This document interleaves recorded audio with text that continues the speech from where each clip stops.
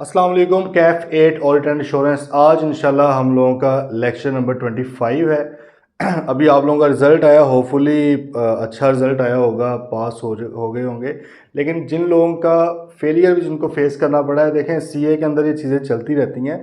अभी तक ये इस तरह की बातें आपने बहुत सुन भी ली होंगी, इसलिए मैं ज़्यादा इस पर टाइम नहीं लगाऊंगा। बस ये है कि यार परेशान होने की ज़्यादा ज़रूरत नहीं है। देखें कि कौन से रीज़न्स हैं, जिस भी सब्जेक्ट में फ़ेल हुए हैं क्या उसके पीछे रीज़न्स हो सकती हैं, उनको थोड़ा सा ओवरकम करने की कोशिश करें। और हाँ, ब्लेम गेम में ना जाएं कि जी उस वजह से हो गया, उस वजह से हो गया। थोड़ा सा अपने रिस्पॉन्सिबिलिटी चीज़ों की लेनी सीखें और इंशाल्लाह उससे आप सीखें। इंशाल्लाह जो नेक्स्ट आपके एग्ज़ाम्स होंगे उसमें वो कवर हो जाएगा। इतनी परेशानी की कोई बात नहीं है, इसमें होता रहता है। बहुत ही रेयर होता है कि कोई स्टूडेंट विदाउट एनी फेलियर पूरा क्वालिफाई करे, तो इट्स ओके, ठीक है। चलें जी, आज हम फिर आगे बढ़ते हैं। अपना चैप्टर 3 हमारा एंड हो चुका है।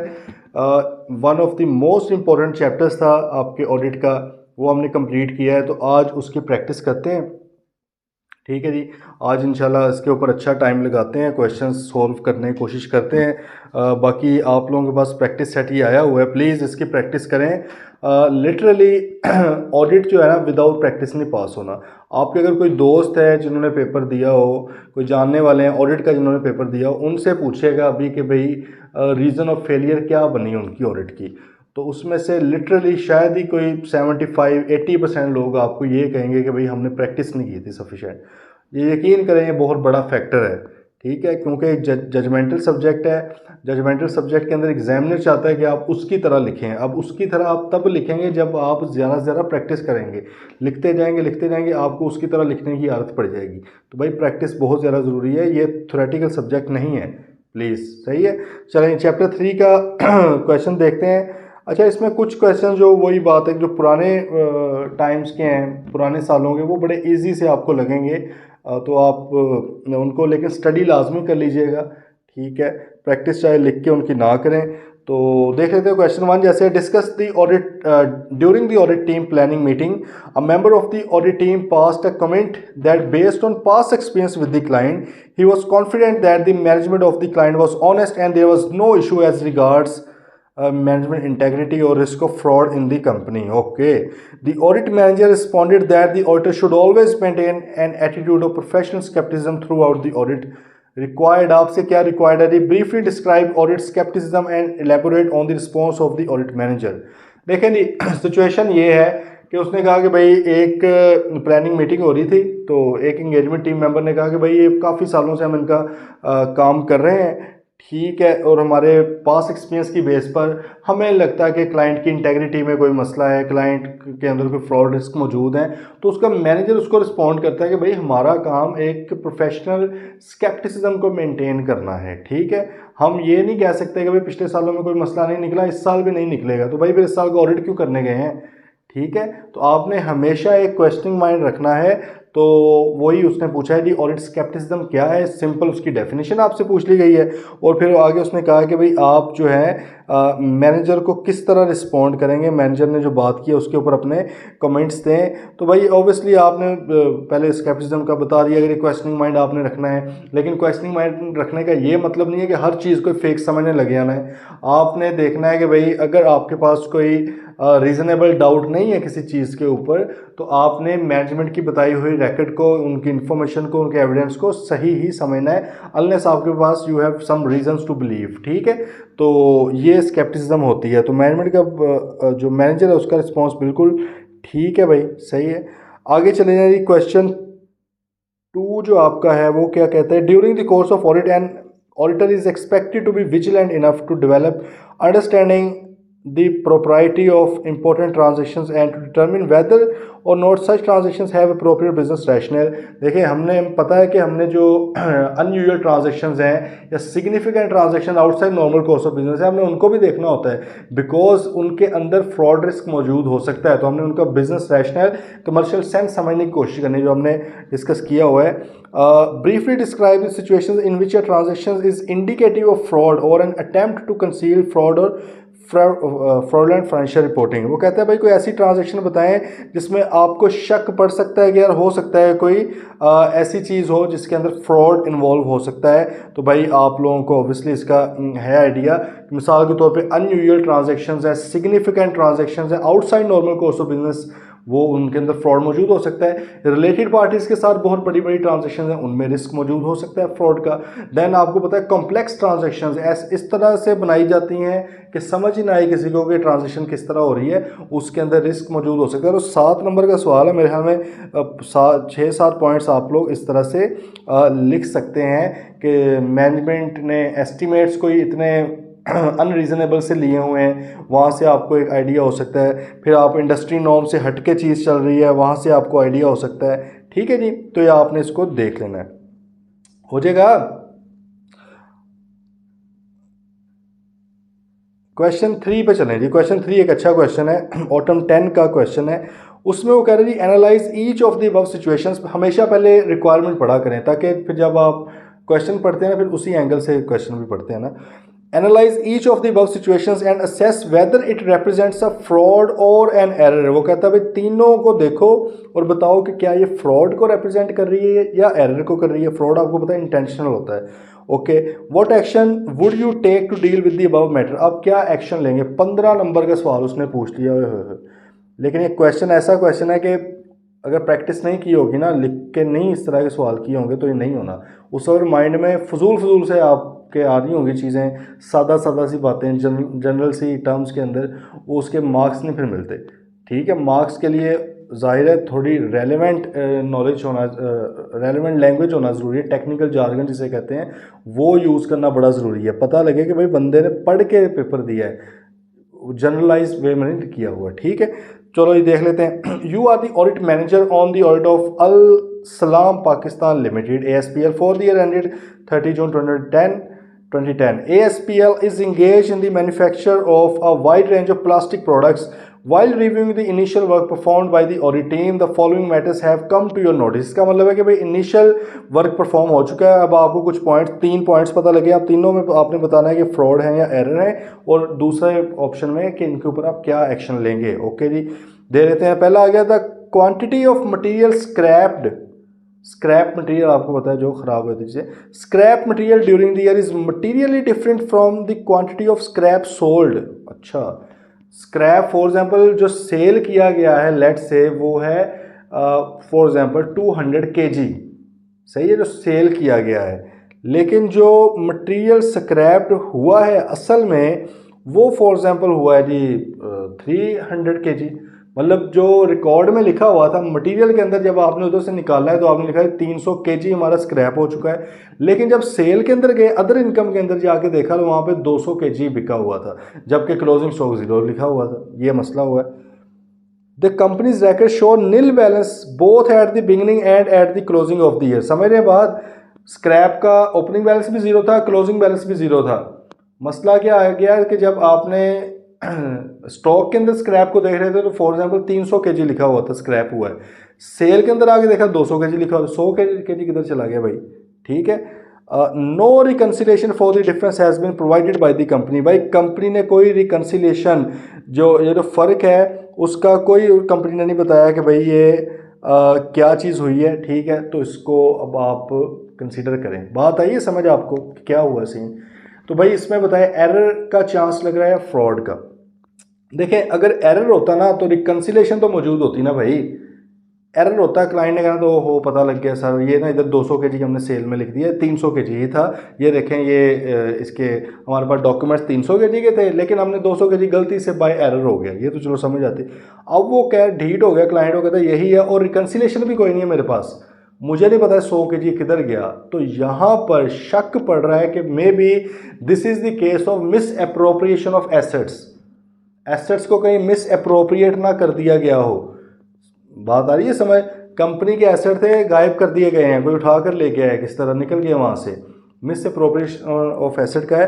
तो हो सकता है कि यहाँ पे फ्रॉड हो सकता है कि यहाँ पे क्या हो, फ्रॉड हो। ठीक है भाई, चलें कोर्स ऑफ एक्शन फिर दे रहे हैं। दूसरा point sales for the year have increase by 7% over the previous year. पिछले साल से इस साल सेल्स 7%, 7% इंक्रीज होगी।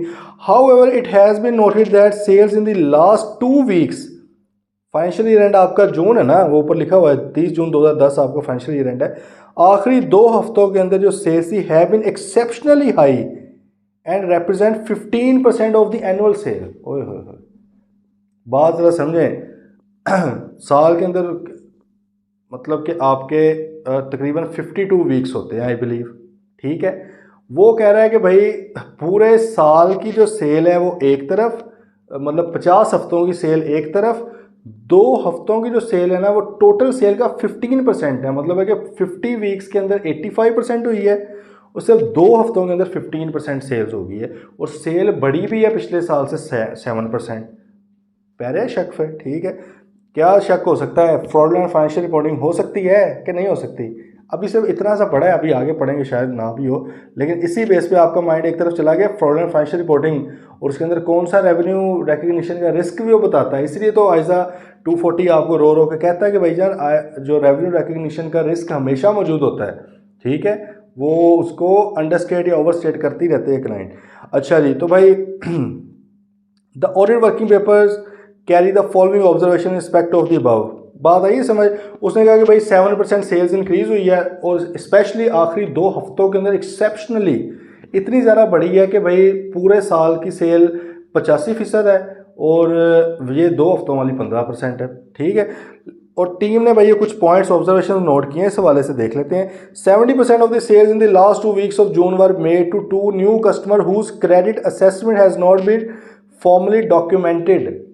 जब भी आप कोई क्रेडिट कस्टमर लेकर आते हैं ना सिस्टम में, तो हम जब आगे पहुंचेंगे ना कंट्रोल्स का चैप्टर पढ़ेंगे, तो उसमें भी आप देखेंगे कि जब भी आपने क्रेडिट कस्टमर लेकर आना है तो आपने कस्टमर को सिस्टम में डालना होता है, उसका नाम पता, भाई उधार पे चीज़ें देनी है, हमें किसी को भी दे रहे उठा के सारा कुछ उसका देना, और इसको कितना को उधार देना है, क्रेडिट लिमिट भी डिफाइन की जाती है। वो कहता है ऐसा कुछ भी नहीं हुआ था, ऐसा उन 2 बंदों के लिए नहीं हुआ जिनको 70% सेल उन लास्ट 2 वीक्स की 70% सेल ऐसे 2 बंदों को की गई है, ऐसे 2 कस्टमर्स को की गई है जो एक तो न्यू हैं और जिनकी फॉर्मली कोई भी क्रेडिट असेसमेंट भी डॉक्यूमेंट नहीं हुई। शक तो पड़ रहा है, फिक्टिशियस कस्टमर हो सकते हैं, एम ही बना दिए। दूसरा point, a significant portion of the goods sold to the above referred customer were return in the first week of July. जा रहे शक फ्रॉड की तरफ कि भाई ये जो इनको बेचा था उसमें से सिग्निफिकेंट पोर्शन जो है, मतलब सारी की सारी चाहे ना भी आई, सारी भी नहीं ना करनी होती कि बिल्कुल ही एक तरीके से फ्रॉड भी करते हैं, फुल टाइम सारे पैसे वापस आ जाएंगे तो बिल्कुल नज़र पड़ जानी है। तो उन्होंने सिग्निफिकेंट पोर्शन, मिसाल के तौर पर 70-80% उसमें से सेल्स रिटर्न भी हो गई हैं जुलाई के अंदर ही। Okay. Management bonuses are linked to the operating performance of the company. Operating performance से मुराद क्या है? सेल्स ज़्यादा होनी चाहिए, इनकम एक्सपेंसिव वगैरह आपके कम होने चाहिए, उनको बोनस मिलते हैं उस बेस पे। सुनाओ फिर, हो गई गल, फ्रॉड हो सकता है, लेकिन अब सिंपल इसको फ्रॉड लिख देना कमाल नहीं है ना। कमाल तो है कि पीछे लॉजिक देना कि भाई क्यों आपको, जैसे ऊपर हमने कहा कि जी ये मिस अप्रोप्रिएशन ऑफ एसेट्स का केस लग रहा है, ठीक है। यहाँ पर भी अब आपको जो कुछ रेलिवेंट पता है ना सारा कुछ लिखते हैं, ठीक है। आपने क्या लिखना है कि भाई हमारे मुताबिक ये फ्रॉड यहाँ पे हो सकता है, फ्रॉड का रिस्क है मौजूद, risk of material misstatement due to fraud in as there is a fraudulent financial reporting. सही है, फ्रॉडलेंट फाइनेंशियल रिपोर्टिंग हो रही है बिकॉज जो रेवेन्यू रिकग्निशन है वो ठीक तरह नहीं हो रही।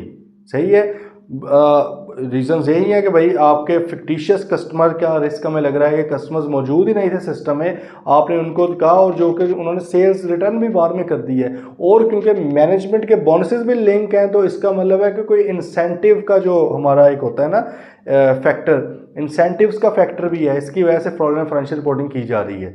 आगे समझ कर लोगे। अब इसको बिल्कुल खद्दोखाल में सही तरह लिखने का तरीका वही है कि प्रैक्टिस करें, जो आप देखें उसका। कोई कन्फ्यूजन है तो इसमें बता दें, मेरा नहीं ख्याल होनी चाहिए, बड़ा क्लियर सा था। थर्ड पॉइंट,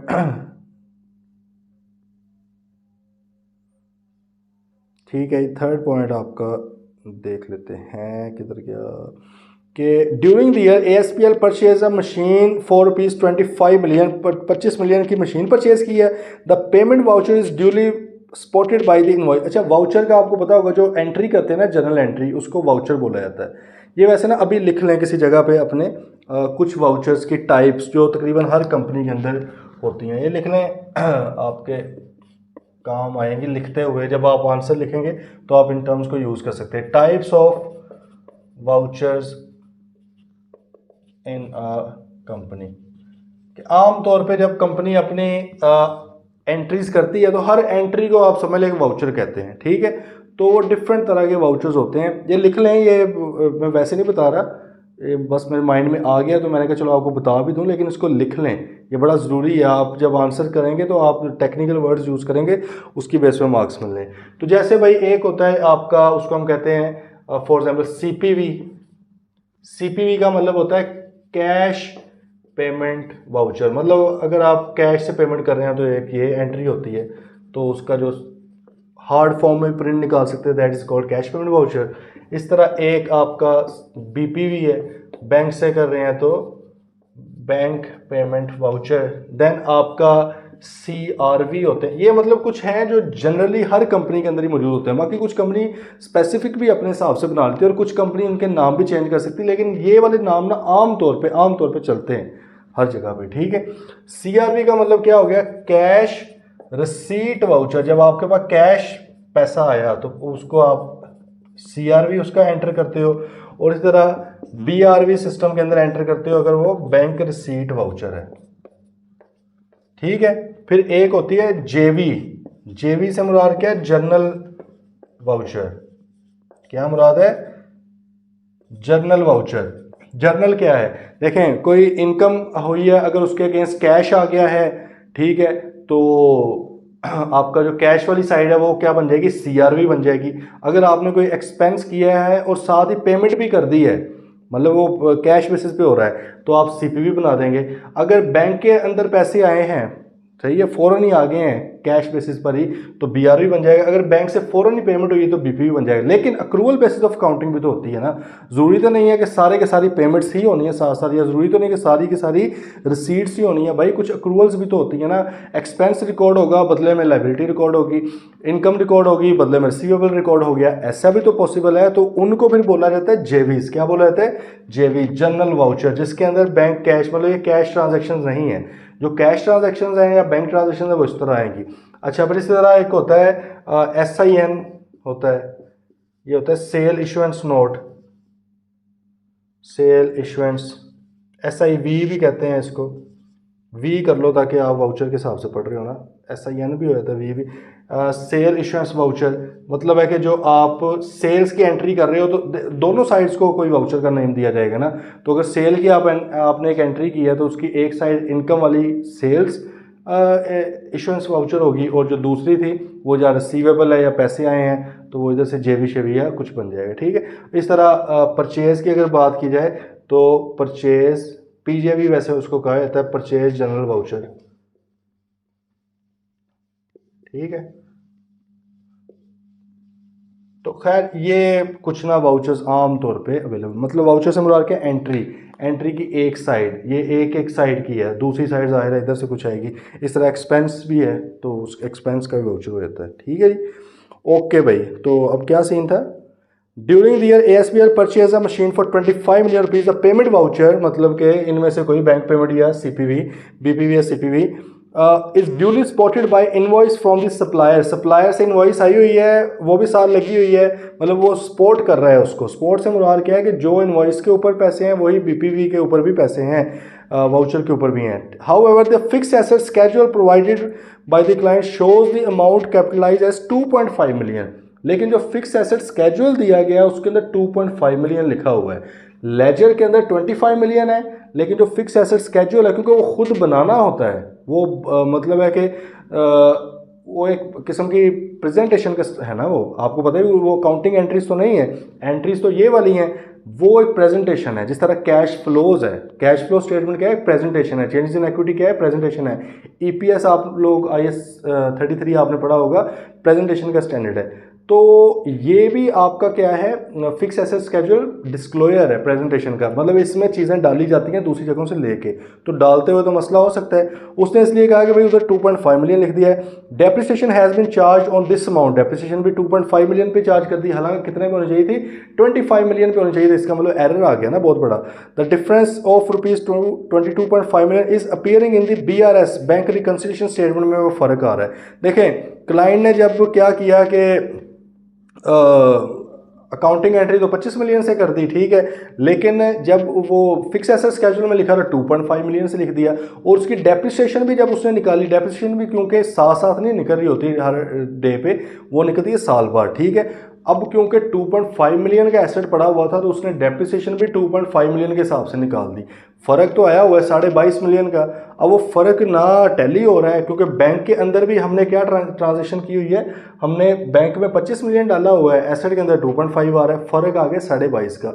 उन्होंने क्या किया, बैंक रिकंसिलिएशन स्टेटमेंट बनाई, उसके अंदर फ़र्क डाल दिया कि भाई ये बैंक रिकंसिलिएशन स्टेटमेंट में 22.5 मिलियन का फ़र्क हमारा क्यों आ रहा है, इस वजह से। अब देखिए उन्होंने आपको ट्रेस भी करके दिया, सारा कुछ बता के भी दिया है। तो अब ये जो एरर था, ये जो मिस स्टेटमेंट थी, ये थी एरर की वजह से। ये किसकी वजह से थी, एरर की वजह से। तो ये फ्रॉड नहीं है, सारा कुछ उनके पास मौजूद है, कोई फ्रॉड नहीं हुआ, ठीक है जी। अब वो नीचे कहता है कि कोर्स ऑफ एक्शन क्या है, तो हमारे अंदाजे के मुताबिक भाई आपका जो था केस 1 एंड केस 2 वो क्या फ्रॉड था हमारे अंदाजे के मुताबिक। अब हमारा अंदाज़ा गलत भी हो सकता है ऑब्वियसली, लेकिन इसको गलत होने से बचाने के लिए फिर क्या है, ज़्यादा से ज़्यादा प्रैक्टिस हम करें। जितनी हम प्रैक्टिस करेंगे इंशाल्लाह हमारे जो एस्टिमेट्स हैं, जो हमारी जजमेंट है वो सही होने लग जाएगी, ठीक है जी। तो अब ठीक है जी, हमने फिर वो कर लेना है कि हमने क्या क्या चीज़ें करनी है। तो जब जो केस 1 एंड 2 है इसमें हमारा फ्रॉड है, तो इसमें हम ये कह सकते हैं कि भाई उसने कहा कोर्स ऑफ एक्शन हमें क्या लेना चाहिए, ठीक है। तो हम सबसे पहले तो भाग के जाएंगे वही मैनेजमेंट के पास, मैनेजमेंट से डिस्कस करेंगे भाईजान ये फ्रॉड शॉट निकल आया, क्या सीन है। तो अगर हमें लगता है मैनेजमेंट भी इन्वॉल्व है या मैनेजमेंट नहीं मान रही, फिर हम किसके पास जाएंगे, दो चार विद गवर्नेंस के पास के, उनके साथ बात हमने जाए की, उनको हमने कहा कि भाई क्या मसला है। फिर हमने देखा कि भाई क्या इंटरनल कंट्रोल्स वगैरह भी इनके वीक थे जो फ्रॉड को डिटेक्ट नहीं कर पाए, ठीक है। और इन्होंने जो हमें सारी वो पहले अंडरस्टैंडिंग दी थी कि जी, और इंक्वायरीज हमने की थी, इन्होंने हमें एविडेंस दिए थे, याद है ना सारा कुछ हमने पहले इनसे पूछा था। तो उस वक्त इन्होंने कहा सब कुछ ओके है। उसके ऊपर भी हम थोड़ा सा देखेंगे कि भाई क्या हमारे कोई दोबारा इंटेग्रिटी के ऊपर डाउट्स वगैरह तो नहीं आगे, ठीक है। तो खैर जो भी अब डिस्कशन होनी है उसके बाद हम मैनेजमेंट को कहेंगे कि भाईजान वो जो सेल हुई थी फेक, ठीक है, उसको भी रिवर्स करें, और जो दूसरा भी केस था उसको भी ठीक करें, उसको अपने कंट्रोल एनवायरनमेंट की असेसमेंट वगैरह को भी ठीक करें। आपके कंट्रोल इतने सही नहीं है। अब अगर मैनेजमेंट नहीं मान रही इस करने पे, तो फिर हम ऑब्वियसली अपनी रिपोर्ट के ऊपर इम्पैक्ट देख लेंगे। ये तो इस तरह हो गया, ठीक है। और अगर हमें कहीं किसी मौके पे लगता है कि दोस्त चाह विद गवर्नेंस भी इन्वॉल्व है इसके अंदर, तो फिर आपको याद है ना हम लीगल एडवाइज़र का ओपिनियन भी लेते हैं। फिर मतलब है कि जब सारे के सारे मिले हुए हैं तो डिस्कशन करने से क्या फ़ायदा है, ओके। दूसरा एक था जी हमारा एरर वाला केस। एरर के लिए क्या है, या मैनेजमेंट को बताएंगे कि भाईजान ये हमारे नज़र में है एरर है, तो आप इसको ठीक कर लें। एडजस्टिंग एंट्री प्रपोज करेंगे, अगर वो एडजस्टिंग एंट्री पास कर लें तो वेल एंड गुड है, ठीक है, उसके ऊपर हमने एविडेंस ले लिया, बेहतरीन। अगर वो एडजस्टिंग एंट्री पास नहीं करते तो फिर हम देखेंगे कि क्या ये आइटम मटीरियल है या नहीं है, क्योंकि इस क्वेश्चन के अंदर मटीरियलिटी की अमाउंट नहीं बताई हुई, तो हम खुद से तो नहीं डिफाइन कर सकते। इसलिए हम क्वेश्चन में क्या लिखेंगे कि हम देखेंगे कि क्या ये मटीरियल है या नहीं, उसके हिसाब से हम अपनी रिपोर्ट के ऊपर इसका इम्पैक्ट देख लेंगे भाई, ओके जी। चलो, मज़ेदार सवाल था, समझ आई है।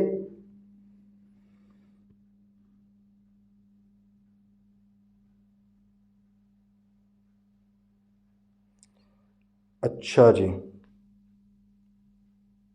क्वेश्चन 4 आपका आ गया। ये मेरे ख्याल में मैंने आप लोगों को करने के लिए भी कहा था कि इनहेरेंट रिस्क ढूंढने हैं इसमें, ठीक है। और briefly discuss the effect of each these risk on the audit of AMF, ये आपने देखना, ये मेरे ख्याल में मैंने कहा था करने को। तो भाई क्वेश्चन जो आपको कहे जाएँ वो किया करें, और अगर उसमें कोई मसला है तो वो लाजमी पूछें, वरना मैंने ये अज्यूम कर लेना है कि आपको आ गया, ठीक है। तो आपने प्लीज़ वो पूछना है, कोई भी मसला हो उसके अंदर। तो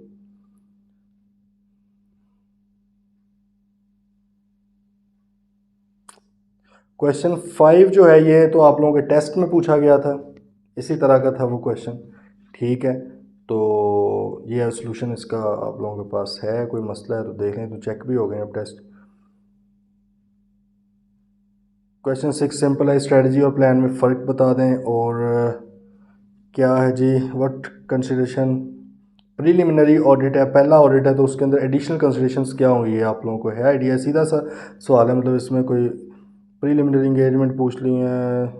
ओके, इसमें कोई अच्छा सा देखते हैं क्वेश्चन मुश्किल।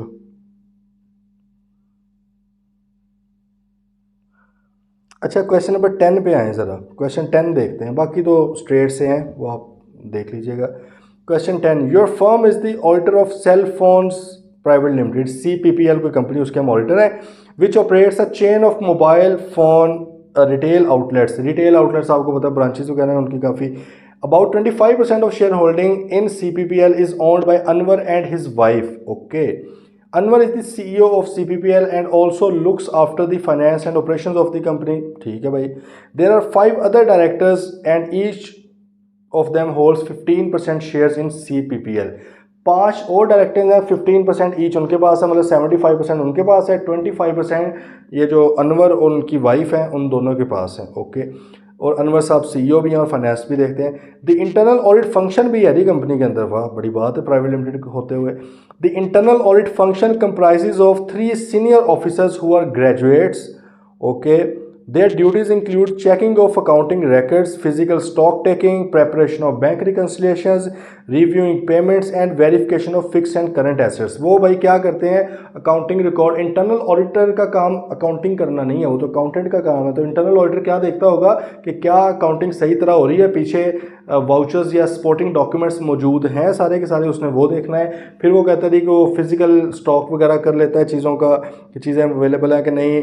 BRS bank reconciliation statement monthly basis पे वो बना लेता होगा, तो देख ले कि BRS मतलब बैंक में और जो लेजर है बैंक का उसके अंदर कोई फ़र्क है या नहीं है, तो ये चीज़ें वो देखता है। Okay, during the planning phase Anwar stressed the need for early completion of audit. Anwar साहब ने कहा भाई जल्दी जल्दी खत्म करो इसको, in order to be able to submit the audit financial statement for seeking a long term finance. वो कर्जा लेना चाह रहा है, वो कहता है मैंने उधर जमा करवाने हैं।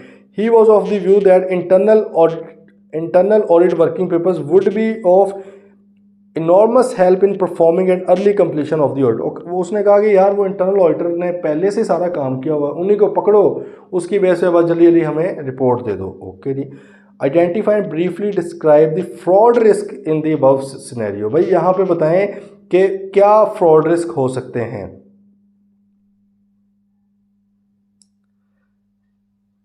ठीक है जी, उसने कहा कि भाईजान आपका जल्दी जल्दी ऑडिट कर दें, ठीक है, तो ताकि हमने बैंक को देने हैं। तो ऑब्वियसली अब यहाँ पे आपके ना माइंड में फ़ौरन वो चीज़ें आनी चाहिए जो फैक्टर्स वगैरह हमने पढ़े हैं।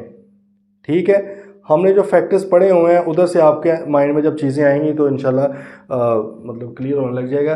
देखें हमने पढ़ा था कि फ्रॉड क्यों कमिट होते हैं, उसमें कोई प्रेशर हो सकता है, कोई इंसेंटिव हो सकता है, कोई अपॉर्चुनिटी टू कमिट फ्रॉड हो सकती है, फिर उसी तरह रैशनलाइजेशन वगैरह, और उसमें हमने डिफरेंट काफ़ी ज़्यादा एग्जांपल्स भी देखी हैं। ठीक है, यहाँ पर क्योंकि अब हमने फ्रॉड देखना है तो हमारे माइंड में फ्रॉड एंड फाइनेंशियल रिपोर्टिंग भी होनी चाहिए, मिस अप्रोप्रिएशन ऑफ एसेट्स भी होना चाहिए।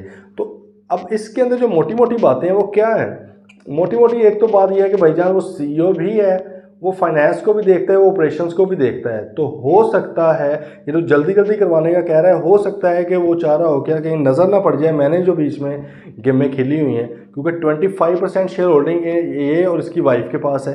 तो सेग्रीगेशन ऑफ ड्यूटीज़ मौजूद नहीं है, अलग अलग लोग अलग काम नहीं कर रहे, बिल्कुल डिफरेंट काम है ना ये। तो एक तो ये रिस्क हो सकता है फ्रॉड का। देन आपका और क्या हो सकता है भाई कि हाँ लोन लेना है बैंक से, बैंक से जब लोन लेना है तो हो सकता है कि फ्रॉडलेंट फाइनेंशियल रिपोर्टिंग हो, प्रेशर है कंपनी के ऊपर कि उन्होंने को बेहतर तरह की फाइनेंशियल्स दिखानी है तभी जाके आपको लोन मिलेगा, तो ये आपका मसला हो सकता है। ठीक है, देन और इसमें क्या चीज़ आ सकती है, एक तो इटसेल्फ ये जो अर्ली आपसे कह रहे हैं कि भाई जल्दी जल्दी ऑडिट कंप्लीट करें, ये भी तो एक फैक्टर है ना, इसको भी कंसीडर करना चाहिए कि भाई क्यों मांग रहा है, इतनी क्या मतलब कि जल्दी आ गई, ये ना हो कि आप कहीं अपने जो है क्वालिटी के ऊपर कंप्रोमाइज़ कर बैठे हैं, तो ये भी एक फ्रॉड का फैक्टर हो सकता है। ठीक है जी।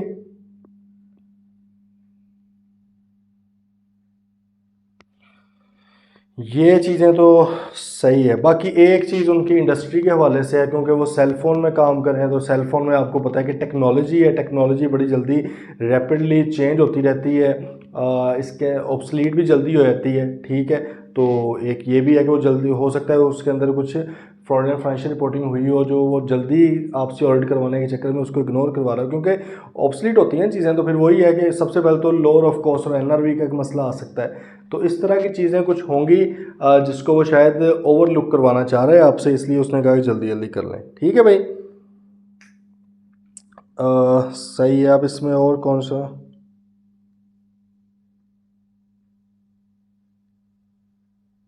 हाँ, क्वेश्चन 13 देखें जी ज़रा। क्वेश्चन 13 भी फ्रॉड रिस्क के ऊपर है, बड़ा अच्छा क्वेश्चन है। उसने भाई 4 सिचुएशंस बनाई हैं और वो कहता है कि इनमें से बताएं, in each of the above situation identify with justifications whether it represents a risk of fraud. क्या ये रिस्क ऑफ फ्रॉड है? 4 ऑप्शन है, डेढ़ डेढ़ नंबर का है एक, तसल्ली से लिखना पड़ेगा। Describe what actions are to be taken by an auditor on identifying a fraud risk factor. अच्छा, अब ये जो दूसरा ऑप्शन है ना, ये ऊपर वाले से अलग है। मतलब दूसरा ऑप्शन समझो उसने सीधा रट्टा पूछा हुआ है, या जो आपने सिर्फ अपनी मेमोरी की बेस पे लिखना है। उसने ये नहीं कहा कि ऊपर वालों में से आप कहाँ कहाँ पे क्या क्या लगाओगे। उसने कहा कि भाई अगर फ्रॉड रिस्क फैक्टर हो तो वो आइडेंटिफाई हो जाए, फिर आपने क्या करना है। आइडेंटिफाई करने के लिए नहीं उसने पूछा, रिक्वायरमेंट इंतहाई ज़रूरी है, इंग्लिश इतनी कम सेंस होनी चाहिए। अब जैसे रिसेंट पेपर जो टेस्ट आप लोगों का लिया, उसमें वो जो इंटरम वाला क्वेश्चन था, वो बी पार्ट सी में लिखा हुआ, सी पार्ट बी में लिखा हुआ, सिर्फ इसलिए कि वो अकल ही नहीं है, पता नहीं रिक्वायरमेंट नहीं समझ आ रही। तो भाई पहले रिक्वायरमेंट तसल्ली के साथ पढ़ो। अब ये सेकंड रिक्वायरमेंट के अंदर क्या कह रहा है, describe what actions are to be taken by an auditor on identifying a fraud risk factor. अगर एक फ्रॉड रिस्क फैक्टर आइडेंटिफाई हो जाए, अब क्या किया जाए। वही मैनेजमेंट वगैरह से डिस्कस, 2-4 गवर्नेंस वगैरह से, तो ये उधर की बात कर रहा है। ये नहीं करना कि भाई फ्रॉड रिस्क फैक्टर ढूंढने के लिए क्या करना है, आइडेंटिफाई करने के लिए, वो नहीं पूछा। चलो जी देखते हैं भाई, आपका क्वेश्चन नंबर जो है 13 था, ठीक है।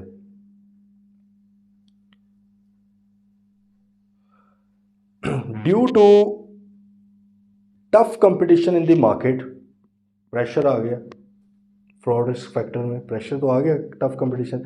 The company has been unable to increase the price of its product since last 5 years. भाई इतना ज़्यादा कंपटीशन है कि पिछले 5 सालों से कंपनी बेचारी अपनी प्राइसेस को इंक्रीज़ नहीं कर पाई। कंपटीशन है तो भाई क्या पॉसिबिलिटी है फ्रॉड हो सकता है?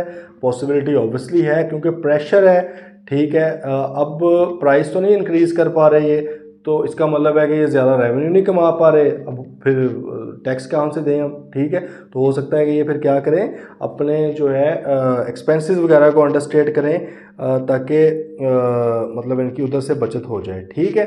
तो ये हो सकता है कि अपने रिकॉर्ड को मैनिपुलेट ये करें। बात आई है समझ? ये प्रेशर की वजह से हो रहा है। देन दूसरा क्या है जी, addition to intangible assets amounting to 500 million include research cost ₹10 million which is duly supported by invoices from supplier, ठीक है। उसने कहा भाई जो कैपिटल आपका एक्सपेंस है इंटेंजिबल एसेट्स का, 500 मिलियन का रिकॉर्ड किया हुआ है एसेट्स के अंदर, जबकि उसके अंदर 10 मिलियन जो है वो क्या है, रिसर्च का है। IS 38 पता है ना भाई, IS 38 क्या कहता है, research cost needs to be expensed out, उसने एक्सपेंस आउट होना होता है, जबकि जो डेवलपमेंट कॉस्ट है वो क्या है आपकी कैपिटलाइज होती है। अच्छा, अब इसमें एक एग्जाम टिप आपको दे दूं। एग्जाम टिप ये है कि अगर पेपर में कभी भी रिस्क वगैरह के क्वेश्चन में या ऑडिट प्रोसीजर्स के क्वेश्चन में या आपका ये आ जाता है ना इंटेंजिबल्स, तो आपने फ़ौरन एक चीज़ माइंड में ले आनी है कि भाई क्या उन्होंने ये जो रिसर्च कॉस्ट और डेवलपमेंट कॉस्ट को अलग अलग लिखा भी होगा या नहीं लिखा होगा। सही, स्पेशली जब रिस्क के क्वेश्चन आते हैं ना कि ऑडिट रिस्क को आइडेंटिफाई करें, तो बहुत बड़ा एक रिस्क होता है ये, क्योंकि अक्सर लोग क्या करते हैं, वो उनको आइडेंटिफाई नहीं कर पाते, क्योंकि पहले नंबर पर तो रिसर्च फेज एंड कब हुआ और डेवलपमेंट फेज स्टार्ट कब हुआ IS 38 के मुताबिक, इसको आइडेंटिफाई करना, इसको समझना, ये थोड़ा टेक्निकल सी चीज़ है। तो अक्सर लोग वो गलती कर जाते हैं, चाहे वो मतलब एरर से हुई हो, लेकिन मिस स्टेटमेंट तो है।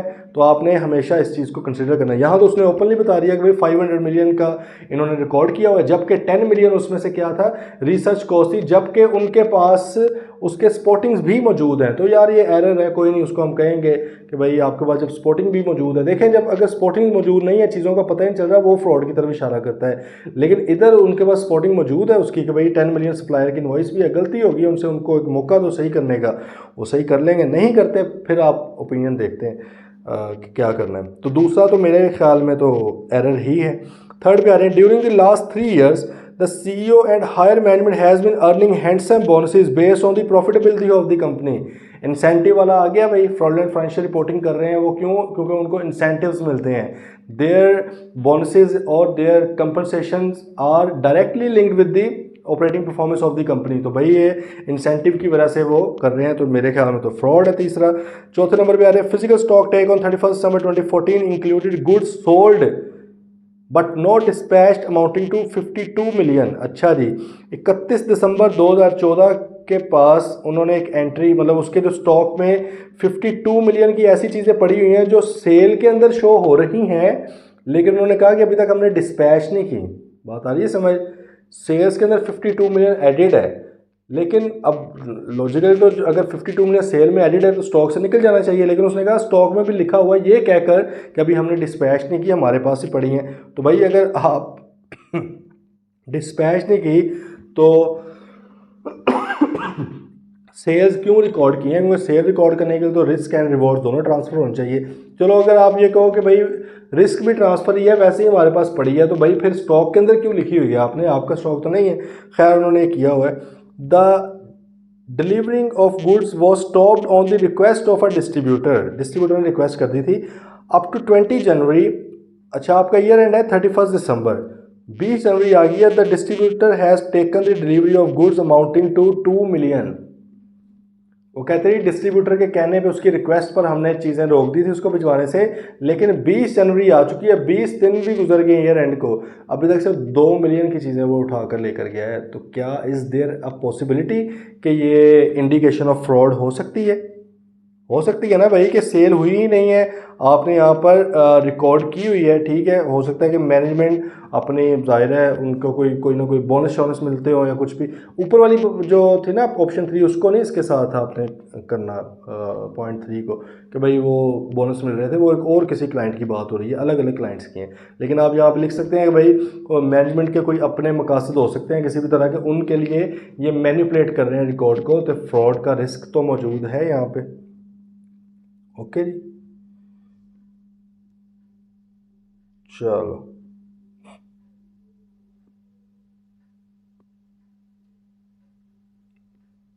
हाँ भाई, ओके सीन है। चलें जी, नेक्स्ट आ जाएं आप, अल्लाह भला करे आपका।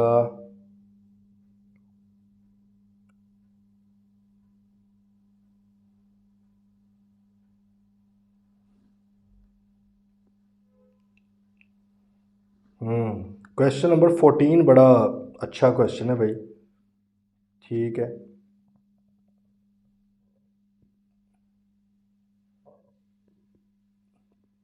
क्वेश्चन नंबर 14 बड़ा एक टेक्निकल सा सवाल उसने पूछा है, इसको करते हैं, ये बड़ा ज़रूरी है। असर्शन वाइज उसने कुछ चीज़ पूछी है। अच्छा, वो क्या कह रहा है? उसने कहा भाई पहले रिक्वायरमेंट देख लेते हैं। असेस द इनहेरेंट रिस्क, पहले तो इनहेरेंट रिस्क को असेस करें। आइडेंटिफाई तो अलग बात है, वो आइडेंटिफाई से अगले स्टेप पे जा चुका है। सबसे पहले आइडेंटिफाई करते हैं, फिर हम असेस करते हैं, फिर रिस्पॉन्ड करते हैं उसको, ठीक है। उसने कहा आइडेंटिफाई तो करना ही है, असेस करो उसको। असेस से मुराद क्या है भाई? सिग्निफिकेंस देखो उसकी। उसने ब्रैकेट में लिख भी दिया आपकी आसानी के लिए, अगर वो ये ना भी लिखता तो असेसमेंट का मतलब क्या होता है कि भाई चीज़ कितनी की बड़ी है। असेस करना सिचुएशन को, इवेल्युएट करना सिचुएशन को, आइडेंटिफाई करने की नहीं बात, असेस करना है। अब उसने अंदर लिख दिया कि असेस करो कि रिस्क हाई है, लो है या मॉडरेट है, अलॉन्ग विद अप्रोप्रिएट जस्टिफिकेशन, अपनी जस्टिफिकेशन के साथ। अब देखें ऐसे जो क्वेश्चन होते हैं इनके जवाब आंसर्स डिफरेंट हो सकते हैं, क्योंकि अगेन प्रोफेशनल जजमेंट है ना भाई। मेरी जजमेंट के मुताबिक हो सकता है कम रिस्क हो, आपके मुताबिक ज़्यादा हो, मॉडरेट हो, लेकिन बात यह है कि आप उसके पीछे रैशनल क्या दे रहे हो। अगर तो आप एग्जामिनर को समझा दो कि भाई मेरे इस वजह से है, तो फिर तो अगर आप तुक्का लगाओगे तो उसको पता लग जाएगा, वो तो गलत कर देगा उसको, ठीक है। तो इसलिए कॉन्सेप्ट होना बड़ा ही ज़रूरी है कि हमारा तगड़ा कॉन्सेप्ट हो इस मामले में, ठीक है। अच्छा, अब उसने कहा कि भाई आपने अप्रोप्रिएट जस्टिफिकेशंस देनी है related to the following assertion, मतलब ऊपर वाले जो पॉइंट्स है ना, आपने ये जो मैं नीचे 6 अजर्शंस बता रहा हूँ इनके हवाले से बताना है बस आपने, इनहेरेंट रिस्क है नहीं। पहले नंबर पे आ गई वैल्यूएशन ऑफ फैक्ट्री प्लांट, फिर आ गई वैल्यूएशन ऑफ ट्रेड रिसीवेबल। मतलब है कि हमने ये 6 पॉइंट्स के ऊपर बस बताना है, ठीक है। इन 6 पॉइंट्स के ऊपर हमने बताना है। पीपी की वैल्यूएशन पे बात करनी है कि उसमें इनहेरेंट रिस्क मौजूद है या नहीं है, तो किस लेवल का है। Then valuation of trade receivables पे बात करनी है। फिर ओनरशिप राइट्स, मतलब rights and obligation of financial goods, finish goods inventory पे करनी है। वैल्यूएशन ऑफ अनलिस्टेड सिक्योरिटीज़ पे बात करनी है। Accuracy of long term finance पे बात करनी है। Valuation of provision for gratuity, देखिए उसने ज़्यादातर वैल्यूएशन का पूछा, 4 वैल्यूएशंस के हैं, एक राइट्स के हैं और एक एक्यूरेसी का है। बात समझ रहे हैं। सो पूछना क्या चाह रहा है, वो ये पूछना चाह रहा है कि भाई ऊपर जो मैं आपको सिचुएशंस बता रहा हूँ 5 तरह की, उनको स्टडी करें। फिर ये जो नीचे मैं 6 अजर्शंस आपसे पूछ रहा हूँ ना, सिर्फ और सिर्फ मुझे इन 6 अजर्शंस के अंदर इनहेरेंट रिस्क का लेवल बता दें, हाई है, मॉडरेट है या लो है। चलें जी बताते हैं भाई इसको सारा इंशाल्लाह। बड़ा ही कॉन्सेप्चुअल सवाल है ये। You are the audit manager on the audit of Durable Cement Limited, okay. The information contained in the planning document includes the following। भाई कोई इन्फॉर्मेशन आ गई है, देखते हैं। DCL is presently operating in poor general economic conditions। Poor general मतलब कि economic ने पाकिस्तान में कर रहा है काम, सही है, इकोनॉमिक कंडीशंस का बेड़ा करके। And is also face with tough competition due to the availability of low priced imported cement. देखो कंपनी है, बड़े गौर से कंपनी है ड्यूरेबल सीमेंट लिमिटेड, मतलब कि सीमेंट बनाती है, ठीक है। लेकिन पाकिस्तान के हालात बड़े बुरे हुए पड़े हैं। एक तो बिजली बड़ी महंगी है और ये वो सारी चीज़ें महंगाई की वजह से, एक तो उधर से कुछ नहीं हम कमा पा रहे, चीज़ें बड़ी महंगी बन रही हैं। दूसरे नंबर पे हमारा जो कंपेटिटर है वो इम्पोर्टेड सीमेंट बेची जा रहे हैं, हम मैन्युफैक्चर करते हैं, वो इम्पोर्टेड बेच रहा है और सस्ते वाला वो लेट से चाइना से मंगवा के सस्ता बेची जा रहा है। अब ये मसला पैदा हुआ पड़ा है, पहला पॉइंट है, ठीक है भाई। पहला पॉइंट है, इसमें हमें ये एक सिचुएशन पता लग गई है, चलो ठीक है। यहाँ से क्या आपको लग रहा है, असल में जो उसने नीचे एजर्शंस पूछी है ना, हो सकता है कि वैल्यूएशन ऑफ प्लांट जो है ये पाँचों के अंदर जो 5 पॉइंट्स हैं, 5 के 5 में कोई ना कोई इनहेरेंट रिस्क हो उसके हवाले से, ठीक है। हो सकता है 1 में, हो सकता है 2 में हो। आपने ये नहीं करना कि 5 को 6 के साथ मतलब कि हर एक को कंपेयर करते रहेंगे तो फिर छठा बच जाएगा। बात आ रही है ना समझ। वो कह रहा है कि 6 की 6 दर्शंस को हर पॉइंट के अंदर ढूंढें कि इनके अंदर कोई इनहेरेंट लिमिटेशन है या नहीं है। तो हम एजर्शन वाइज चलते हैं, हमने पहले लिख ली थी आपकी, बल्कि इधर अगर कर लें इसको मेरे ख्याल में तो वो भी नॉट बैड।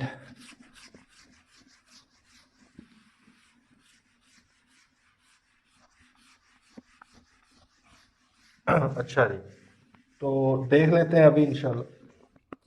सबसे पहली एजर्शन हमारी है, हमने कहा था कि हमने बात करनी है वैल्यूएशन ऑफ प्लांट के ऊपर, ठीक है। चलो जी, अब यहाँ पे आ जाएगा कि रिस्क का लेवल क्या है, फिर यहाँ पे हमारे वो उसकी जस्टिफिकेशन आ जाएगी कि भाई हमने क्यों ये रिस्क का लेवल इसको दिया है, कि इस एजर्शन के अंदर इतना रिस्क है। क्योंकि हमें पता है कि भाई हमने एजर्शन वाइज टेस्टिंग करनी है, इसलिए मैं आपको कहता हूँ बहुत इंपॉर्टेंट है पहले तो समझना कि एजर्शन होती क्या है, ठीक है। फिर हर एजर्शन को अंडरस्टैंड करना है कि इसका मतलब क्या है, क्योंकि इसके मुताबिक हमने आगे रिस्क ढूंढने होते हैं और इसी के मुताबिक ही ऑडिट प्रोसीजर परफॉर्म करने होते हैं। हर एजर्शन का ऑडिट प्रोसीजर डिफरेंट है। यहाँ पे खैर प्रोसीजर्स नहीं, रिस्क की बात हो रही है। चलें जी, पहला जैसे है ना, due to tough competition in the market the company has been unable to increase the prices of its product since last 5 year. यही था, नहीं सॉरी, DCL इज, हाँ वो था ना।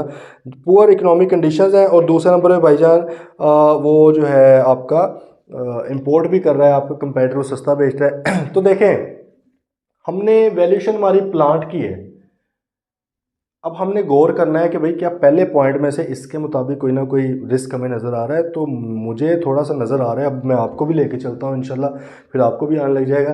देखें प्लांट का काम क्या था, प्लांट का काम था भाई चीज़ें बनाना, सीमेंट बनाना, वो सीमेंट सेल होता है तो कमाई होती है।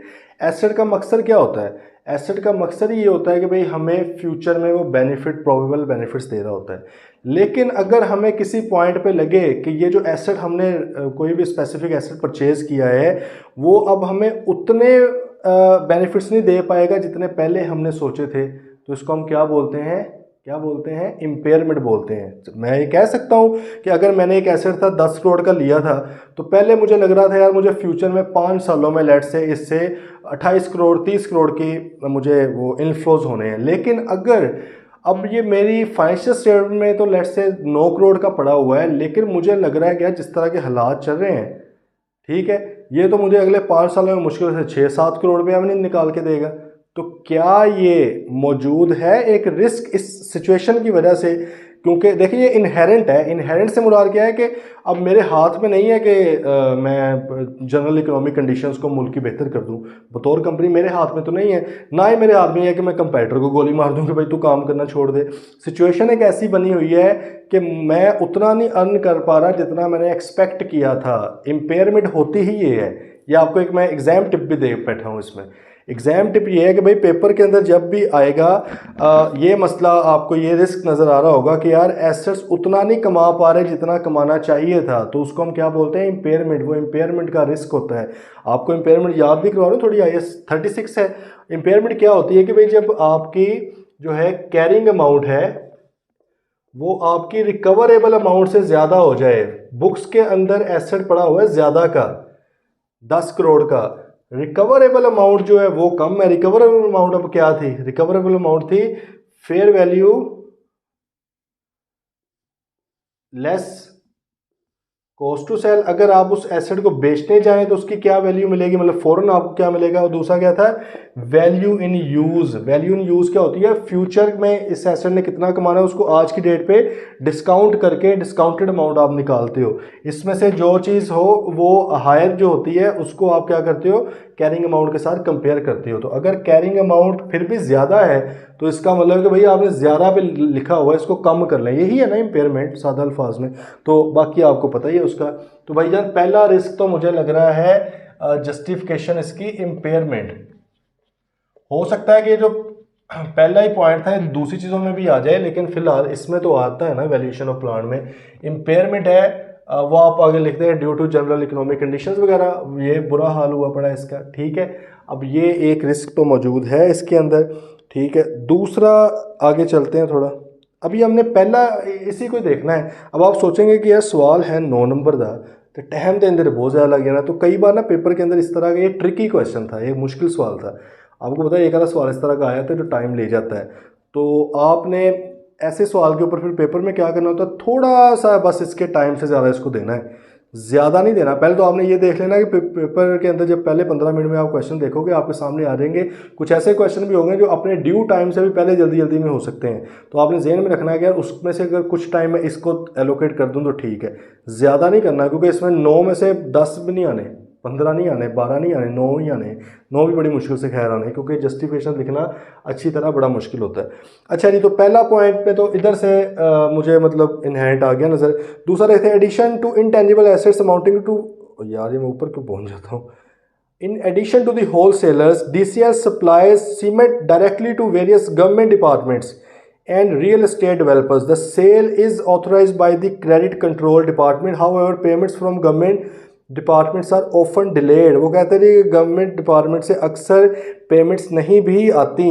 अब देखें, इसका मतलब है कि मैं उधार पे चीज़ें बेच रहा हूँ, तो मुझे मसला ये है कि भाई कई बार गवर्नमेंट पैसे जल्दी नहीं भी देती।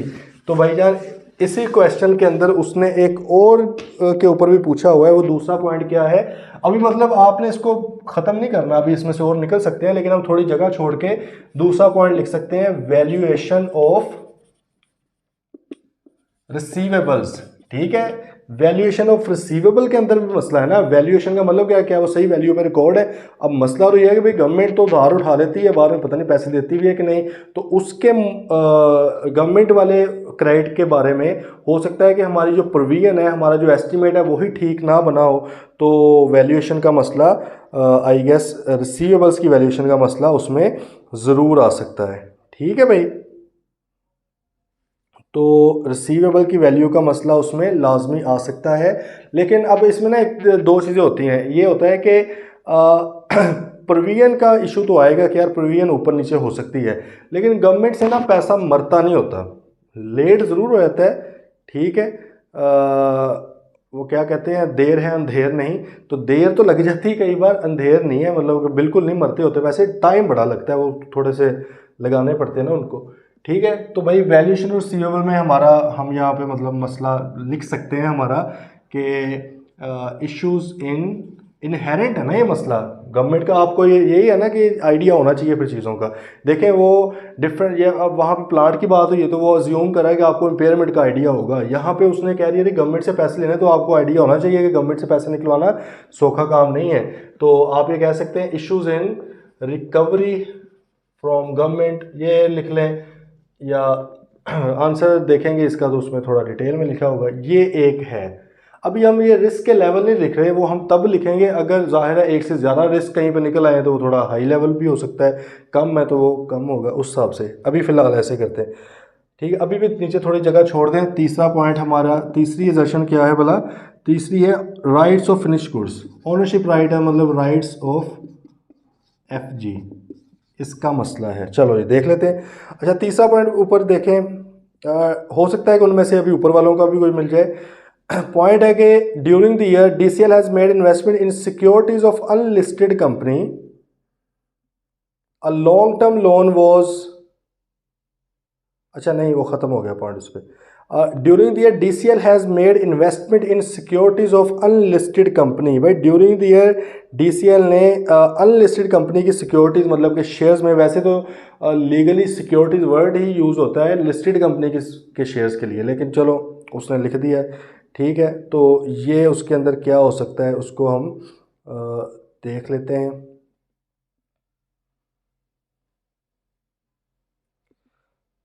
लिस्टेड कंपनी के केस में अब देखें बल्कि हमारे क्या है अनलिस्टेड कंपनी है, इसमें इधर लिख भी लेते हैं। चौथा पॉइंट वही है अनलिस्टेड आपका, हाँ,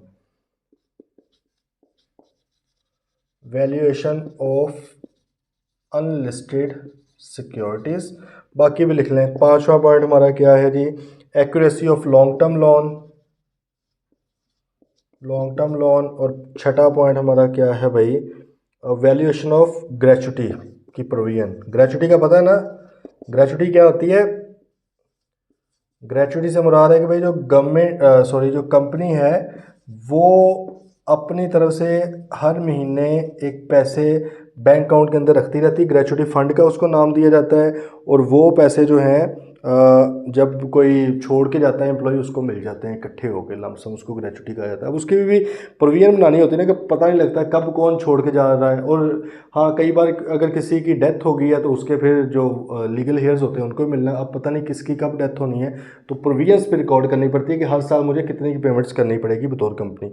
अच्छा, ये 6 थी ना दर्शन, ओके जी। अब पॉइंट क्या था?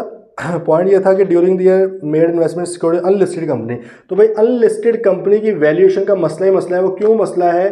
क्योंकि भाई आपका एक उसका कोई एस्टीमेट, ठीक है, unavailability of data for fair value measurement.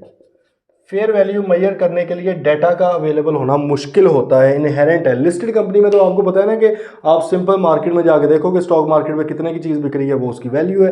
Unlisted जो बिकती ही नहीं है वहाँ पे, हो सकता है ये पब्लिक अनलिस्टेड हो या प्राइवेट हो, ठीक है। इसने पता नहीं पब्लिक अनलिस्टेड लिखा है कि नहीं, हाँ अनलिस्टेड पब्लिक कंपनी वैसे लिखा हुआ है। चलो, अनलिस्टेड पब्लिक कंपनी है, ये मार्केट में सरेआम इनके शेयर्स नहीं बिकते, खुलेआम नहीं बिकते, तो अब पता नहीं इसका फिर रेट क्या है, इसकी वैल्यूएशन के अंदर मसला हो सकता है, ठीक है। ये तो पॉइंट इधर आ जाएगा। देन क्या है जी आपका ड्यूरिंग द ईयर, बल्कि a long term loan was obtained in 2007 to finance the existing plant, the amount is repayable in annual installments. भाई आपने एक कर्जा लिया हुआ है 2007 में प्लांट को वो करने के लिए, ठीक है, और उसकी अमाउंट आपने क्या करनी है, इंस्टॉलमेंट्स में पे करनी है। तो हमारा देखें लोन के वाले से हमने इधर देखें, इधर तो कोई ताल्लुक नहीं है, मेरा नहीं ख्याल इधर कोई ताल्लुक इसका लग रहा है, इधर भी नहीं लग रहा, इधर में यही है जो रेलिवेंट पॉइंट है, accuracy of long term loan. तो एक्यूरेसी का मसला हो सकता है कि क्या वो सही तरह ट्रीट किया गया है या नहीं किया गया, तो ये एक मसला उसका ऑब्वियसली आ सकता है, ये हम देख लेंगे, ठीक है। कि ये रिस्क तो है, हमारे लिए इनहेरेंट है, लेकिन कोई बहुत बड़ा रिस्क नहीं है, क्योंकि लॉन्ग टर्म लोन बैंक से लिया होगा तो बैंक को हम सिंपल बैंक कन्फर्मेशन भिजवा के वहाँ से कंफर्म भी कर सकते हैं। तो ये है। लास्ट पॉइंट देख लेते हैं। Long DCL operates a non funded gratuity scheme for its employees. भाई अपने एम्प्लॉयज़ के लिए non funded gratuity scheme, non funded से मुराद क्या होता है कि कोई, चलो इन्होंने फंड्स भी नहीं बनाए हुए, वैसे फ़ंड आमतौर पर बना लेना चाहिए, लेकिन इन्होंने कोई फ़ंड नहीं बनाया हुआ, बस ये अपने एम्प्लॉयज़ को कहते हैं कि भाई जब आप छोड़ के जाएंगे आपको पैसे मिल जाएंगे। तो अब इसके अंदर भी देखें, वही बात है कि कितने एम्प्लॉयज़ छोड़ के जाएंगे, कब छोड़ के जाएंगे, वो एक बहुत बड़ा इशू है। तो एस्टिमेशन का है मसला, ठीक है। इनहेरेंट रिस्क इसके अंदर क्या है, एस्टिमेशन का रिस्क है। एस्टिमेशन एरर्स हो सकते हैं उनकी वैल्यू वगैरह निकालने में, तो ये चीज़ें हैं, ठीक है। ओके भाई, अच्छा अब ये सारा कुछ निकल है, अब हमें पता है कि भाई इधर इम्पेयरमेंट का रिस्क है, फिर इम्पेयरमेंट को कैलकुलेट करने का भी रिस्क है, तो ये एक थोड़ा हैवी रिस्क लग रहा है, ठीक है। इसको हम हाई लेवल ऑफ रिस्क कह सकते हैं। देन आपका दूसरी तरफ आप आ जाएं वैल्यूएशन ऑफ रिसीवेबल्स का, तो इसके अंदर अब क्या है कि जी ट्रेड रिसीवेबल्स का मसला तो है प्रोविजन का, लेकिन रिकवरी का एज सच इस तरह नहीं कि मिलने ही नहीं है पैसे, पैसे मिल जाएंगे, हाँ देर से मिलेंगे, मुश्किल मिलेंगे, ये मतलब हो सकता है। तो ये इनहेरेंट रिस्क इसका जो है ये आप कह लेंगे मॉडरेट हो सकता है, कि बहुत ज़्यादा रिस्क नहीं है कि पैसे मिलने ही नहीं है। राइट्स ऑफ फिनिश गुड्स का पॉइंट था, तो राइट्स ऑफ फिनिश गुड्स के अंदर अब देखें फिनिश गुड्स हमारी क्या थी, हम क्या बनाते हैं, हम बनाते हैं भाई सीमेंट बनाते हैं, हम सीमेंट बनाते हैं ना, तो हमारा सीमेंट कहाँ पे पड़ा होगा, हमारा हमारे गोडाउन वगैरह में पड़ा होगा, गोदाम में पड़ा होगा। तो एक रिस्क तो ये तो जाहिर है, जब भी कभी आपके पास स्टॉक मौजूद होगा ये रिस्क तो होगा कि यार ये पता नहीं मेरा स्टॉक है या किसी और पार्टी का मैंने अपने पास रखवाया हुआ है, ये रिस्क तो मौजूद है, लेकिन still I guess it can be covered, ये इसके ऊपर इसको कवर किया जा सकता है। तो ये भी कोई इतना मतलब बड़े लेवल का रिस्क नहीं है, तो मैं इसको लो या मॉडरेट दे सकता हूँ, ठीक है। मतलब जस्टिफिकेशन आप समझ रहे हैं, इस हिसाब से आपने इसको करना है। नीचे आप आएंगे जी वैल्यूएशन ऑफ अनलिस्टेड सिक्योरिटी। अब इनका ना असल में बहुत बड़ा मसला होता है कि आपके पास तरीकाकार ही कोई नहीं है।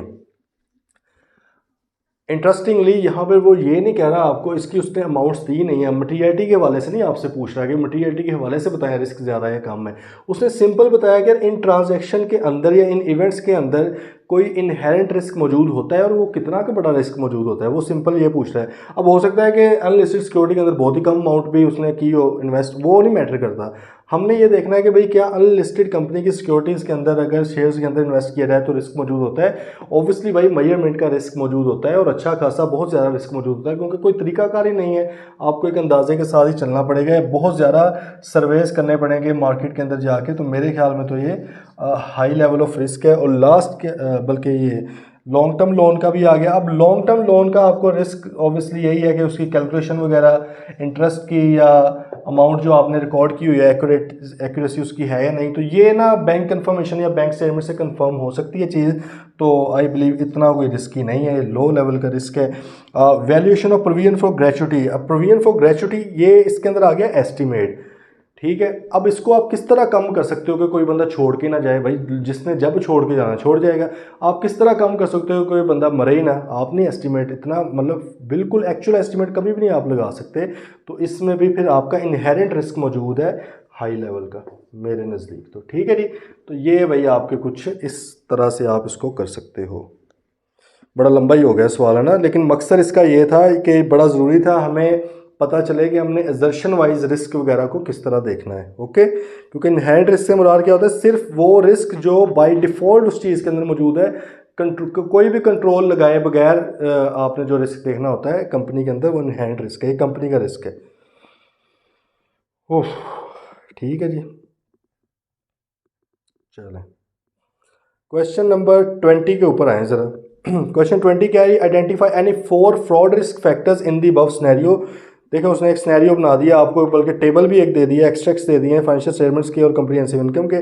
तो उसने कहा कि भाई इसमें से कोई 4 फ्रॉड रिस्क ढूंढ दें and identify 4 fraud risk which the auditor should consider while planning the audit, ठीक है। और वो कौन से 4 रिस्क हैं जो प्लानिंग के टाइम पे हमें कंसिडर कर लेने चाहिए,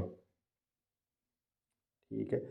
You have been assigned the audit of Sakhar Limited, a listed company, for the year ended 31st December 2016. The company engaged in the business of manufacturing security equipment for the local market. During the planning phase, while reviewing the previous year's audit file, पिछले साल की audit file देख रहे थे, you have noticed that in 2015, due to introduction of many new equipment in the market and changes in the technology, SL faced stiff competition and its market share reduced from 45% to 35%.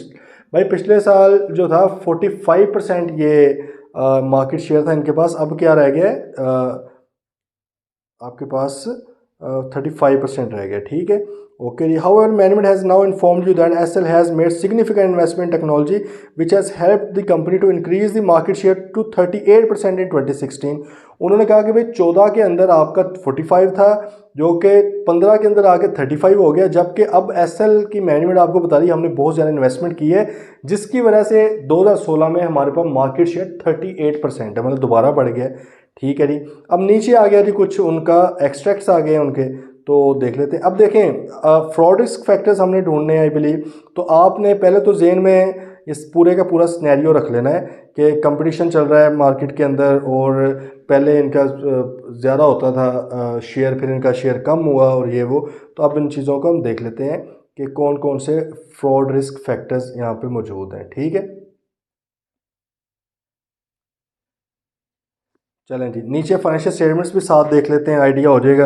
आप देखें revenue इनका increase हो रहा है। अच्छा, जब भी ये टेबल आए, एक एक और एग्ज़ाम टिप है, इसको लिख लें कि जब भी ये टेबल्स वगैरह इस तरह के आते हैं तो आपने फ़ौरन एनालिटिकल प्रोसीजर्स परफॉर्म कर लेने हैं। एनालिटिकल क्या है, रेशोज़ निकाल लेनी है, कम से कम पिछले साल के साथ कंपेयर कर लें कितना इंक्रीज़ है, जीपीसीपी की रेशो देख लें वो कितनी बड़ी है पिछले साल की निस्बत। ठीक है, इन चीज़ों को देख लेना चाहिए। अब जैसे आपको यहाँ पे परसेंटेज निकाल लेनी चाहिए कि भाई ये एक प्रैक्टिस अच्छी बन जाती है ना आपकी, मेरे ख्याल में 1 मिनट भी नहीं लगता, सारी परसेंटेज निकल आती हैं अगर अच्छी तरह प्रैक्टिस की हो तो। आप इसको परसेंटेज निकल आएगी, फिर वो जवाब लिखते हो ना, बड़ा मज़ा आता है कि जब आपको फिगर्स का भी पता हो। अच्छा जी, कॉस्ट ऑफ सेल्स आपकी भी बढ़ गई है। ओके, ठीक है। अच्छा, दूसरी तरफ आप आ गए, फाइनेंशियल चार्जेस आपके सिग्निफिकेंटली इंक्रीज़ हुए हैं, 600 से 750 के ऊपर 150 इंक्रीज़ हो गया। प्रॉफिट बिफोर टैक्स आपका कम है। ये एक चीज़ देखें वैसे कि 2014 के अंदर 9600 का रेवेन्यू था, 96 का 9.6 मिलियन, और प्रॉफिट था 2.2। आप इसको ज़रा डिवाइड करके परसेंटेज निकालें, फिर आप 1601 को डिवाइड करें 9703, मतलब पिछले साल बहुत बुरी तरह गिरा है। ठीक है, इस साल तो भाई 10,742 के ऊपर सिर्फ 1550 का प्रॉफिट आया है, तो मसला तो है फिर। मतलब कि कैश फ्लोज भाई हाथ से जा रहे हैं, पैसा कम आ रहा है। नीचे उसने कैश फ्लो स्टेटमेंट का भी एक्सट्रैक्ट दे दिया, उसने कहा cash flow from operations negative बढ़ते ही जा रहे हैं। कैश फ्लो फ्रॉम ऑपरेशन ही, ये तो कैश आउटफ्लो फ्रॉम ऑपरेशन हो गया ना। देखें 2014 के अंदर 585 मिलियन आपके पैसा गया, 15 के अंदर 1948 मिलियन गया, इस बार 3361 मिलियन नेगेटिव है कैश फ्लो। बड़े बुरे कैश फ्लोज हैं। Cash flows from financing activity, ये कर्जा जो आप ले रहे हैं, जो पैसा आ रहा है आपके पास, एक्विटी के थ्रू भी आ सकता है, कर्जे के थ्रू भी आ सकता है, तो हम अज्यूम इसको कर्जा कर रहे हैं। क्यों कर रहे हैं, क्योंकि ऊपर फाइनेंशियल चार्जेस भी बढ़ रहे हैं ना, तो जाहिर है जैसे कर्जा ही बढ़ा है तो। ओके जी। अब भाई इसमें ना आपने फ्रॉड रिस्क फैक्टर ढूंढने हैं, और दूसरे ऑप्शन के अंदर ऑडिट रिस्क आपने ढूंढना है जो आपको कंसीडर करना चाहिए। ठीक है, तो भाई पहले फ्रॉड रिस्क फैक्टर्स में एक तो वही बात है कि मार्केट के अंदर क्योंकि कंपटीशन आपका बढ़ता जा रहा है, तो एक तो फ्रॉड रिस्क फैक्टर वहाँ से आ सकता है कि आप उसमें देखें ना परसेंटेजेस, जब आप निकालेंगे तो आप मार्जिन्स देखें प्रॉफिट के, पहले अच्छा भला मार्जिन था, वो परसेंटेज आप निकालेंगे तो आइडिया होगा। अब लेकिन वो देखने से पता लग रहा है कि भाई अच्छा भला मार्जिन 9600 के ऊपर 2200 कमा रहे थे, 10 साल के ऊपर सिर्फ 1500 कमा रहे हो, तो इसका मतलब है कि अच्छा भला मार्जिन डिक्लाइन आपका आया है। तो एक तो ये आपका फ्रॉड रिस्क फैक्टर हो सकता है कि आप उसकी वजह से मैनिपुलेट करो अपने रिकॉर्ड को। फिर आपको पता है कि आप जिस टेक्नोलॉजी के अंदर काम कर रहे हो, सिक्योरिटी इक्विपमेंट वाली, वो भी आपकी आईटी टेक्नोलॉजी है, सही है, इंफॉर्मेशन टेक्नोलॉजी है, उसके अंदर भी ऑब्सलीट हो जाती है टेक्नोलॉजी, जल्दी हो जाती है। तो उसको भी आप मेंटेन करने के लिए अपनी फाइनेंशियल स्टेटमेंट्स को मैनिपुलेट करोगे, गलत चीज़ें दिखा सकते हो। फिर आपने कर्जा भी लिया हुआ है एक, वो चीज़ भी है आपकी। ठीक है, और कैश फ्लोज भी आपको पता है कि नेगेटिव है आपके काफ़ी, इसका मतलब कंपनी पैसा कमा नहीं पा रही, सही है। कैश फ्लो से असल कैश का पता लगता है ना कि पैसा कितना आ रहा है। बाकी तो हो सकता है सेल के क्रेडिट के ऊपर आप करते रहें, कैश नहीं आप सही कमा पा रहे, तो हो सकता है आपको और कर्जा लेना पड़े। आपने अभी भी कर्जा लिया है जिसकी वजह से आपको फाइनेंशियल रिकॉर्ड अपना मैनिपुलेट करना पड़ सकता है। ठीक है जी, ये तो थे फ्रॉड रिस्क फैक्टर। अब ऑडिट रिस्क क्या है? ऑडिट रिस्क का आपको पता है, audit risk is the combination of risk of material statement and detection risk. तो आपने बेसिकली वो तीनों तरह के रिस्क इसमें ढूंढने की कोशिश करनी है, वो सारे मिलके ऑडिट रिस्क बन सकते हैं। तो भाई सबसे पहले तो एक आपका, क्योंकि इसके अंदर आपके जो प्रॉफिट्स वगैरह हैं, पैसे कम होते जा रहे हैं, तो एक तो मैनेजमेंट ओवरराइड ऑफ कंट्रोल का रिस्क आ सकता है कि मैनेजमेंट हो सकता है कि फ्रॉड करे, जो कभी हमने ऊपर डिफरेंट सिनेरियोज भी देखे हैं, वो सारे आप लिख के कह सकते हो कि मैनेजमेंट में override the internal controls to represent fraudulent financial reporting. सही है कि ये इशू हो सकता है। देन आपकी, क्योंकि आपने प्लांट या टेक्नोलॉजी के अंदर आपने इतना इन्वेस्ट किया लेकिन आप उतना कमा नहीं पा रहे उससे, तो इम्पेयरमेंट का मसला आ गया। इम्पेयरमेंट अभी जो हमने डिस्कस भी किया था। ठीक है जी, तो ये कुछ चीज़ें आपने देख लेनी है, इसको आप आंसर इसका देख लीजिएगा। ठीक है भाई, चलें अब थोड़े ना लेटेस्ट क्वेश्चंस एक दो देख लेते हैं, काफ़ी टाइम हो गया।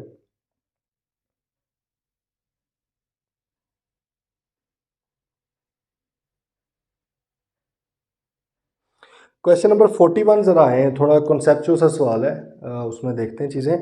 वो कह रहे हैं comment on the validity of each of the following statement. क्या नीचे वाली स्टेटमेंट वैलिड है या नहीं है? पहली statement, inherent risk can be lowered by a strong control environment and oversight by the entity. क्या इनहेरेंट रिस्क को मतलब कि ज़रा सही तगड़ा कंट्रोल लगा के इसको कम किया जा सकता है या नहीं किया जा सकता? तो इसका जवाब क्या है भाई? नहीं किया जा सकता। हमें पता है कि इनहेरेंट रिस्क जो होता है वो हम उसको कंसिडर ही ऐसे करते हैं कि कंट्रोल्स लगे हो या ना लगे हो, डजेंट मैटर। ये ऐसे रिस्क हैं जो due to industry, due to regulatory environment और ड्यू टू नेचर और साइज ऑफ द बिजनेस ये मौजूद होते ही होते हैं। अब ये देखें ना, ये जो इनहेरेंट रिस्क हैं अब ये मौजूद रहने ही है भाई। ठीक है, अगर एक हाई कंपटीशन मार्केट के अंदर चल रहा है, आपकी चीज़ें कोई नहीं खरीद रहा, यार इम्पेयरमेंट का रिस्क रहना ही है। आप कंपटीशन को तो नहीं आप ख़त्म कर सकते ना। ठीक है, इकोनॉमिक कंडीशंस को तो नहीं आप बेहतर कर सकते। आप ये देख लें कि अगर अनलिस्टेड सिक्योरिटीज़ की वैल्यूएशन करनी है आपने, तो भाई उसके अंदर आपको कोई इतना अच्छी डेटाबेस मिलनी ही नहीं है जिसकी बेस पर आप वैल्यूएशन उसकी कर सको। तो एस्टिमेट्स आ गए, अब उसके अंदर इनहेरेंट रिस्क तो है, तो इसका मतलब कि कंट्रोल्स लगा लगू के ये नहीं होता। तो ये पहली स्टेटमेंट क्या है? इनकरेक्ट है। ठीक है जी।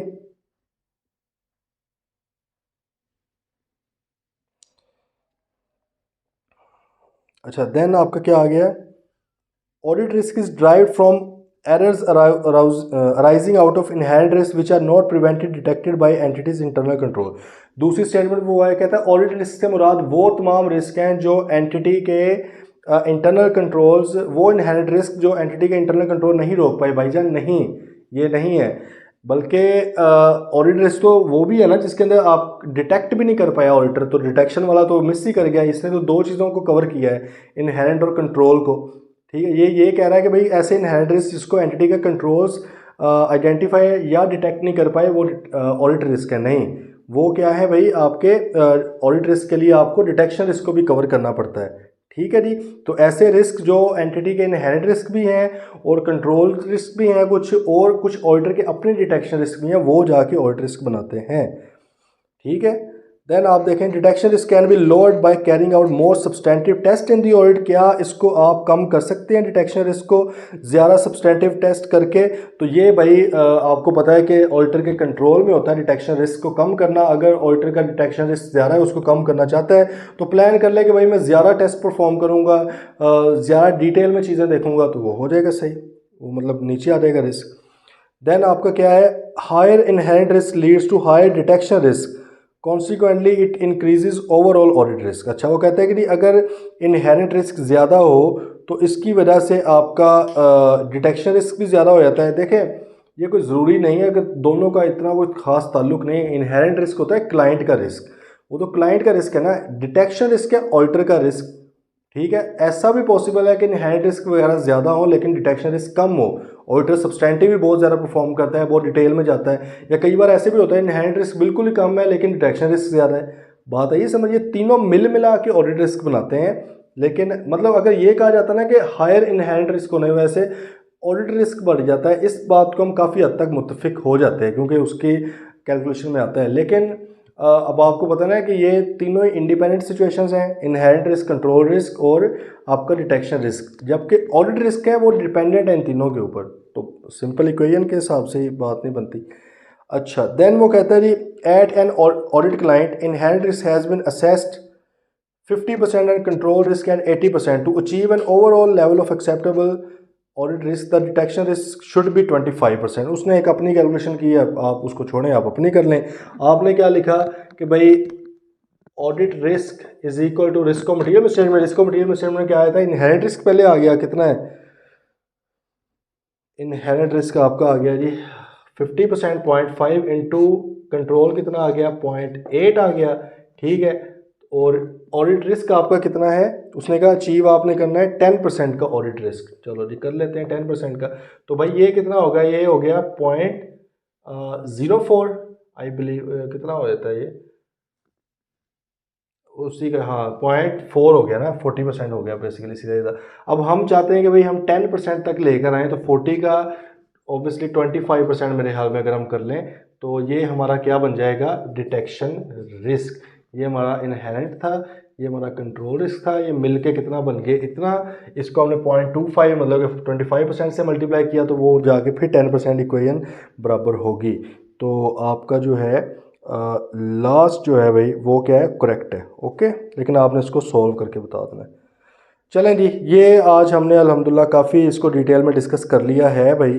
तो जो आपको मैंने क्वेश्चंस इसके कहे हुए थे ना वो आपने प्लीज़ करने हैं। एक दो क्वेश्चन और लिखें क्योंकि पहले जब कहे थे उस वक्त ये नहीं थे उसमें। तो क्वेश्चन नंबर 37 करें भाई आप, सही है क्वेश्चन 37।